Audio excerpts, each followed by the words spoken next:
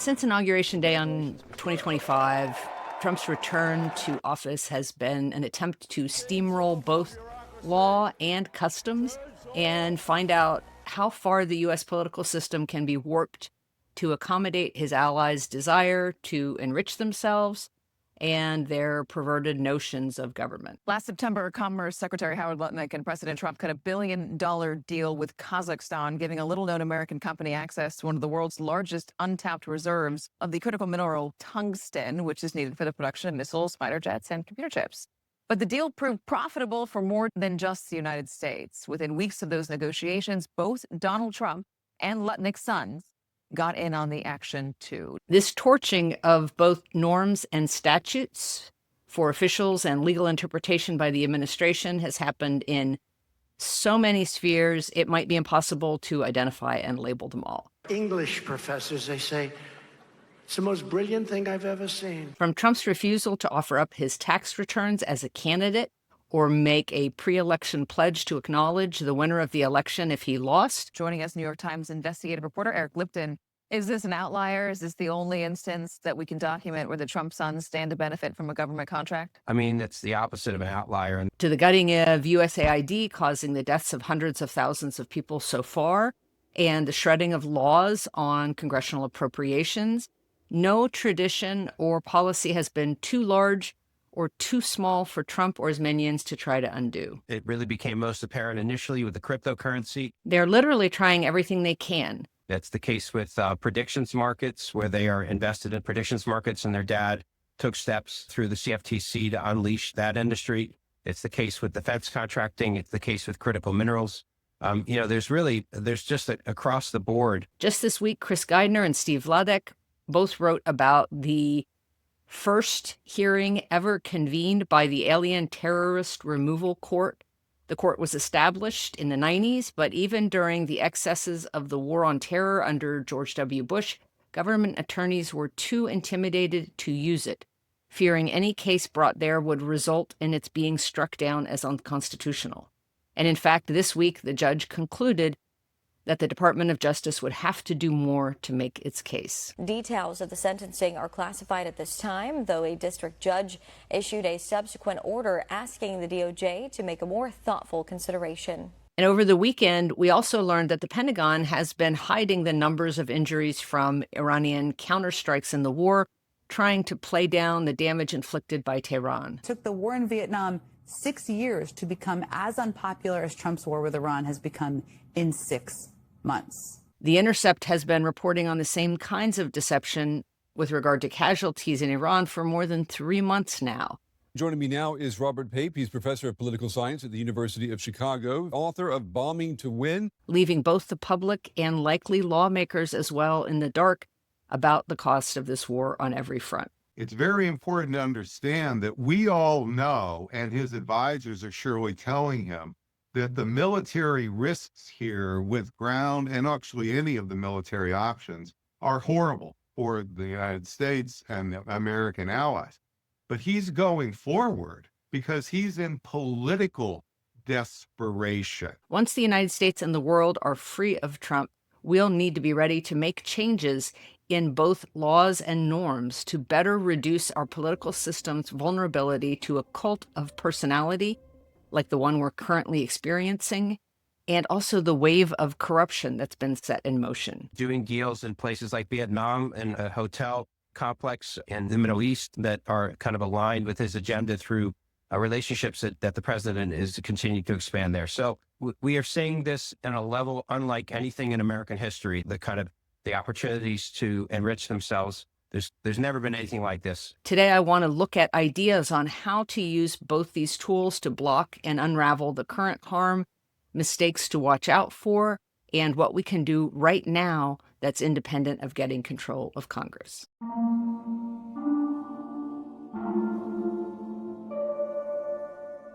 The rule of law has been taking it in the teeth for some time now. I have an Article 2 where I have the right to do whatever I want as president, but I don't even talk about that. There's the failure to impeach Trump and the failure to keep him off the Republican ticket or off the ballot altogether.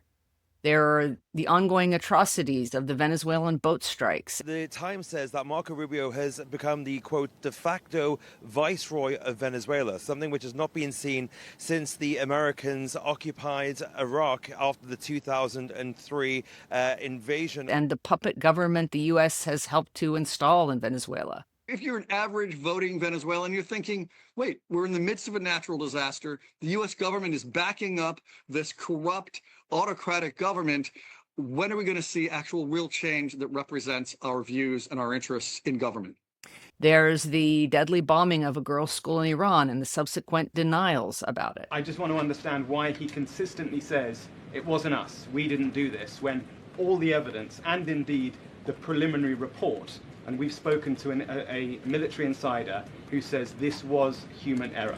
Well, that's the president's opinion. Whitney Curry-Wimbush of the American Prospect wrote this week about the massive violations of the Flores Agreement by immigration officials today. Here was Camp East, Montana. It is the largest ICE detention facility in the United States, and it sits just outside the border in El Paso, Texas, on the Fort Bliss military base.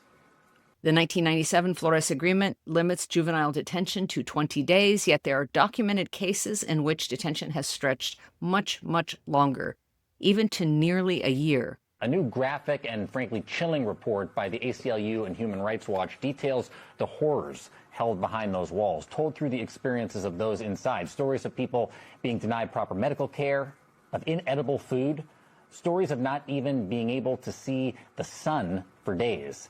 Reports include denying children emergency medical care, providing inadequate education, screaming at child detainees, tearing up their drawings, shoving them, coming into showers where children are naked, and harassing them by repeatedly waking them up at night.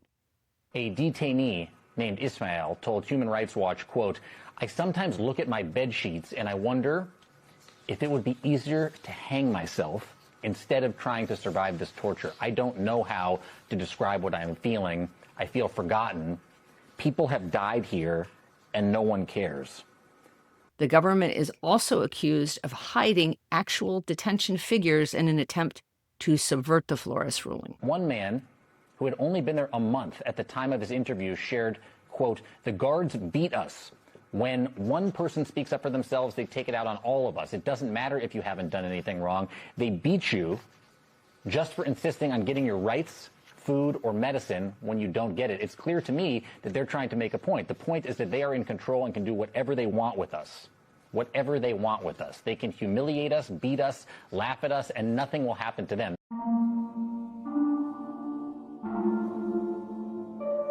Keeping the rule of law as a bedrock principle has also come under attack by those organizers who understand that the ways that rule of law, or even more so, the idea of law and order, have been used in the past as a weapon to control or even harm vulnerable communities. And to those who say that law and order is a code word for racism, there and here is a reply. We cannot actually reestablish democracy until we summon not only the will to punish the powerful among us. If we are to have respect for law in America, we must have laws that deserve respect. But also to acknowledge the degree to which the law has often been upheld only for certain groups in society. Just as we cannot have progress without order, we cannot have order without progress.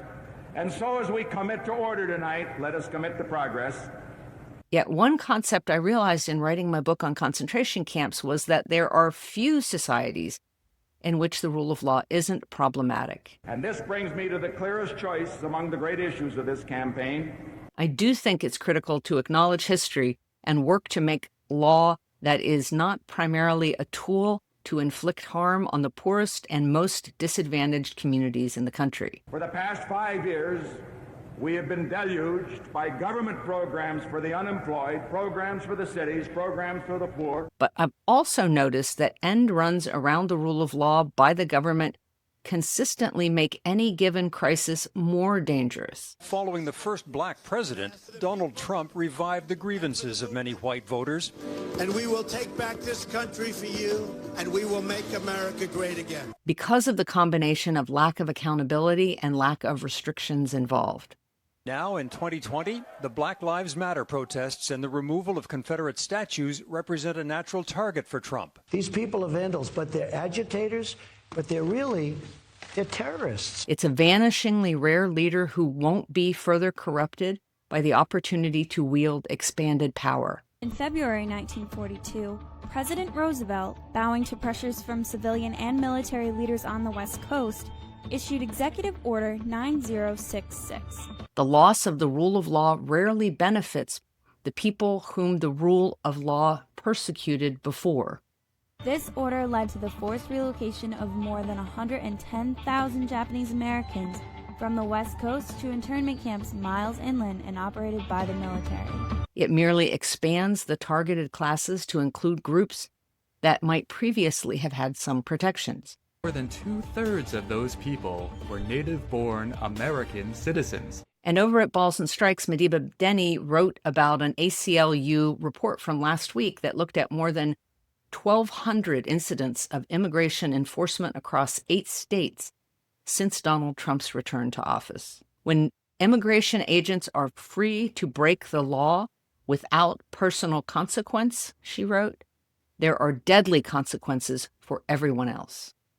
And yet, even in our lawless environment, the law can be a very useful tool and still matters.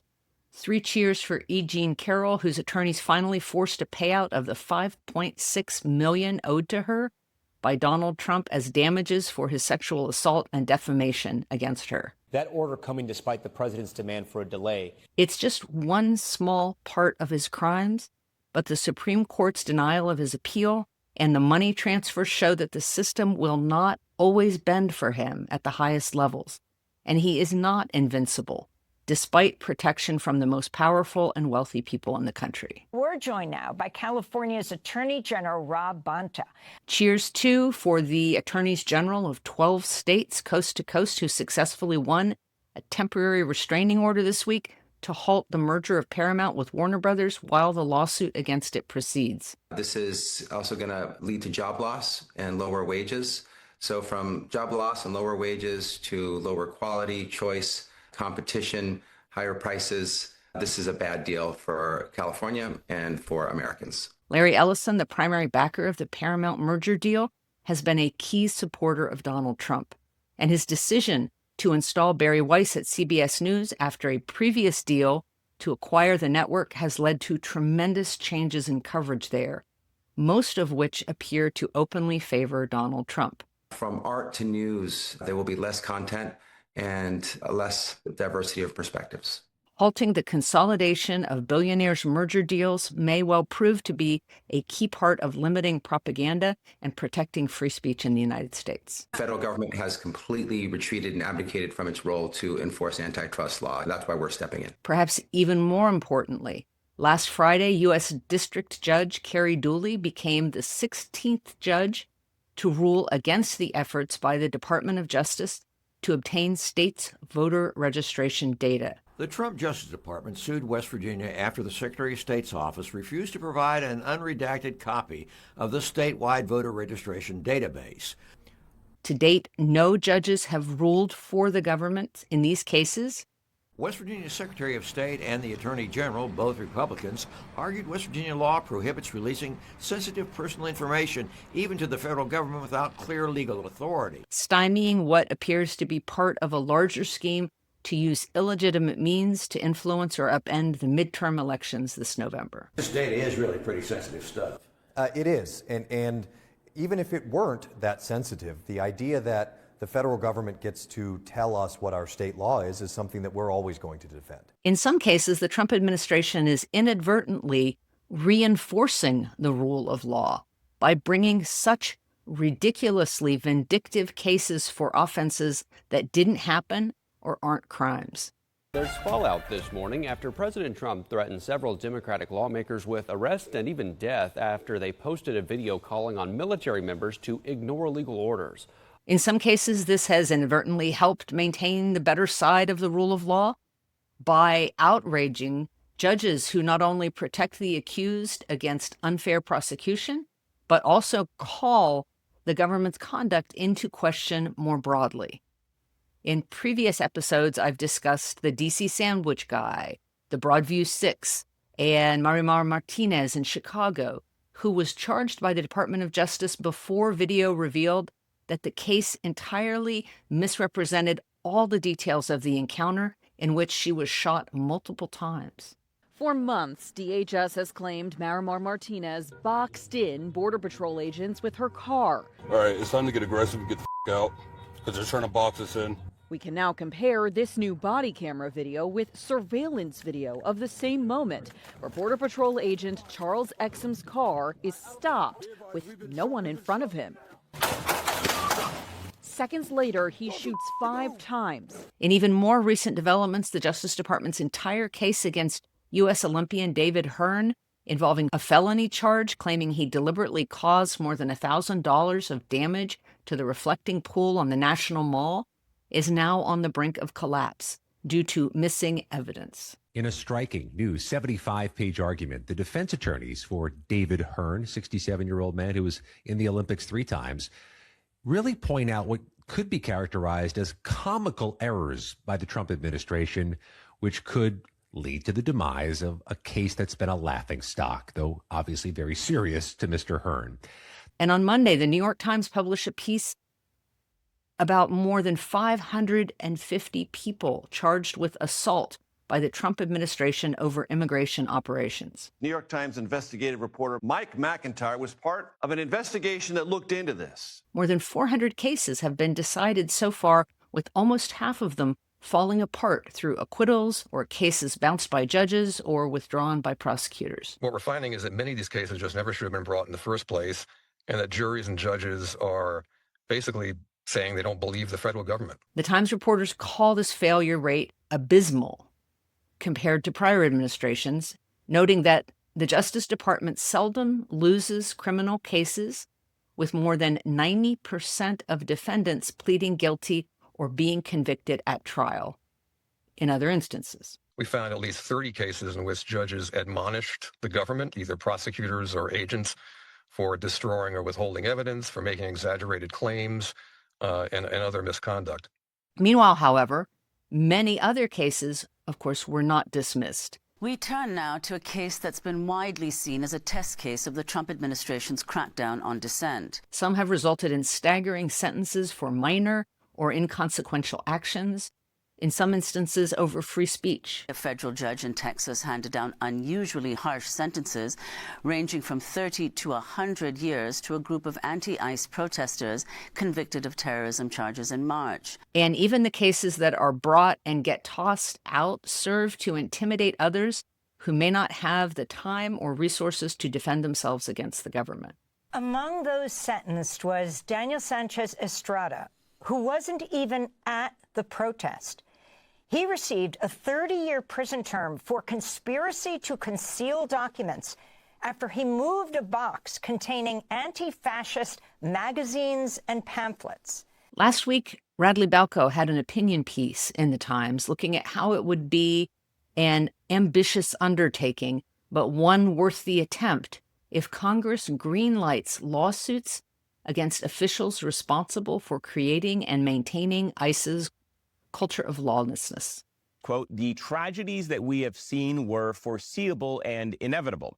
The Trump administration has made clear that its goal isn't just to deport dangerous people, but to terrorize immigrant communities. He cites incidents like the recent killings of Juan Sebastian Guerrero in Maine and Lorenzo Salgado Arrojo in Houston as evidence of overreach and systematic corruption. Federal law enforcement are protected almost by absolute immunity. It is nearly impossible to sue them for these kinds of violations, even when they kill someone. Balco, who wrote the book Rise of the Warrior Cop, wrote about the disingenuous nature of ICE accounts of encounters that have led to injuries and even deaths. From the most recent ICE hire all the way up to the president himself, the courts have said are immune from any liability. He notes the lies spread about immigrants by the highest officials in the administration, the lack of investigations when civilians are shot by immigration enforcement officers, and the interference with state and local investigations of officer conduct, as well as the attempts instead to investigate those who oppose ICE freewheeling violence. They've called the victims of these shootings domestic terrorists. They've opened in criminal investigations of the victims. Renee Good's case, her partner. The Supreme Court has essentially left it to Congress to determine the degree to which federal officials can be liable for constitutional violations. He wrote, "If the Democrats retake the House and the Senate in November, that will set the stage for individuals to sue ICE, Border Patrol, and other agencies for constitutional violations and wrongful deaths." Renee Good and Alex Prendy were trying to help people out. They were looking out for their neighbors, sticking up for their neighbors. There has already been discussion about that. But the Democrats could also take it a step further and create a path to sue policymakers like Stephen Miller, one of the president's top advisors, Tom Homan, his border czar, and Mark Wayne Mullen, the Homeland Security Secretary. Homan said the other day that, if the Democrats don't shut their mouths, there's going to be more bloodshed, which is basically a pretty clear threat and probably in itself a violation of the First Amendment. We must demand that our elected officials who oppose Trump pursue this kind of accountability.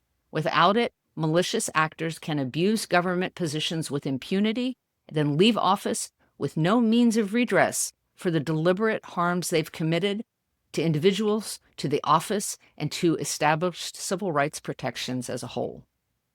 I've said dozens of times since starting this podcast that in the end, two things, courts and crowds, determine how long the authoritarian maintains a strong grip and how quickly concentration camps are closed. Courts and crowds, when it's not a question of government overthrow through war or invasion, those two things are almost always, one, independent judges making rulings according to the law, and two, the actions of people on the ground. If that's what courts are doing to preserve us from authoritarianism, what about the other thing that often helps countries stop or reverse mass civilian detention?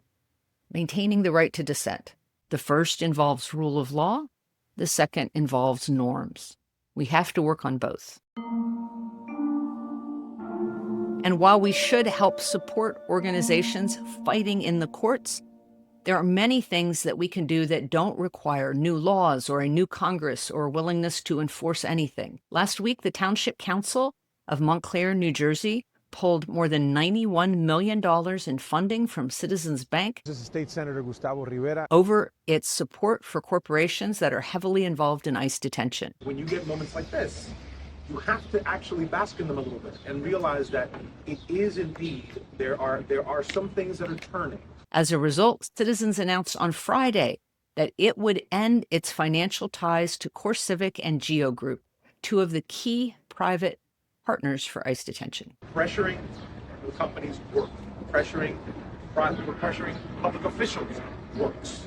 Collective energy works. It's easy to forget how much power we have as consumers and political actors, but we can put the blame where it belongs today by refusing to buy into the sham of supporting groups that help build or run camps that detain our neighbors. There are ways to uphold our norms as well, but we have to be vigilant about them. Norms are never a question of one and done, but instead are about establishing a culture that doesn't allow anyone to be thrown under the bus. Nobody has more fun playing rugby. I was heartened to see the article in the Baltimore Banner this week recounting how local rugby teams are protecting their trans teammates. The excellent story by Kyle Goon featured the Baltimore Fearals and showed how the team, along with others around the country, is defying new rules that don't allow trans players in U.S. rugby. In March, the Ferals played their first match after the policy in Frederick. They're also organizing all trans matches, with one coming up in Australia. The Trump administration had warned sports governing bodies to ban trans women or lose funding and Olympic team placement, or even face decertification of their authority over a given sport by the federal government. Why is it important to have trans women be able to compete in the women's plus division? Short answer, because we are women. But some local rugby teams are standing by the trans community and taking to the field with all their teammates. My time with the Ferals helped me understand the appeal of an environment where You just be. All you need to do is show up, be who you are, play with the abilities you have, and you're welcome here. Between the successful action against Citizen Bank and league athletes protecting people at the individual level, there is so much of this kind of work to be done. In schools, in churches, on community fields, we can protect those who are targeted nationally and keep them safe close to home. Thanks for listening to Next Comes What. Please share this with one person who's looking for ways to survive this mess. To support this podcast, please become a paid subscriber at AndreaPitzer.com and consider giving Next Comes What a 5-star review where you get your podcasts. And that's it.